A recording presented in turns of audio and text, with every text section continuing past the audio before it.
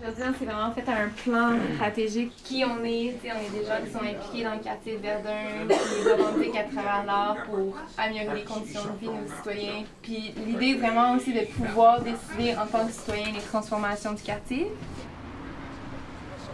Le maire de Verdun, il a dit qu'il était proche de ses citoyens. C'est Véro qui a dit « Ah ben oui, mais alors si tu es proche de tes citoyens, tu pourrais venir nous rencontrer au CACV. » Moi, je n'ai pas beaucoup confiance au maire de Verdun. Ce qu'on essaie de faire, c'est que les gens qui ont fait des promesses, on les note et on leur rappelle la mémoire, on leur rafraîchit la mémoire. Tant et aussi longtemps qu'il n'y a pas plus de place aux citoyens au terme décisif de ce qui se passe dans leur quartier, ça revient toujours au même, tu sais.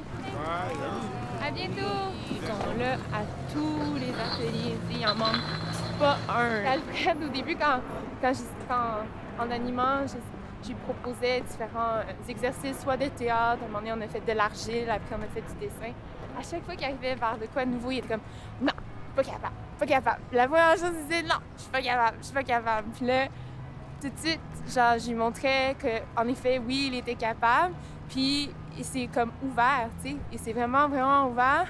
Puis il parle tout le temps de comme « Oui, tu sais, la fois là, que j'ai fait une pièce de théâtre, tu sais, j'étais gênée, mais maintenant, je suis pas gênée. » Tu sais, puis c'est que oui, il y a une approche sociale, il y a une approche politique, mais il y a aussi vraiment une approche très personnelle au niveau de...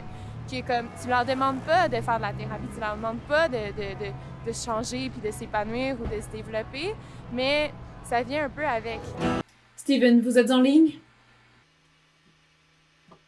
Oui, amiral. Chloé est avec moi. Capitaine, je crois que tout le monde est d'accord sur un point. Nous devons quitter ce système dans les plus brefs délais et faire route vers la Terre. Amiral, c'est votre vaisseau qui est endommagé. Je suppose que vous avez pesé le pour et le contre et vous avez trouvé une solution pour réparer? Je propose de partir tout de suite. On avisera plus tard pour les réparations. Je ne crois pas que ce soit une bonne idée. Si on ne répare pas sur Mars, je ne vois pas comment... Il est hors de question de retourner sur cette planète! Appelez-la Mars ou ce que vous voulez! Il y a quelques centaines de cadavres alignés en randonniant sur le sol de cette planète. Des gens que j'ai connus! Ce n'est pas normal. Et je ne risquerai pas la vie de mon équipage en m'y posant. On doit partir. Nous trouverons bien une autre planète pour faire les réparations. Amiral, le plus proche système solaire est à 2 ans de voyage à vitesse maximale. Avec les dégâts que vous avez subis, l'entreprise peut être risquée. Il y a peut-être une autre solution.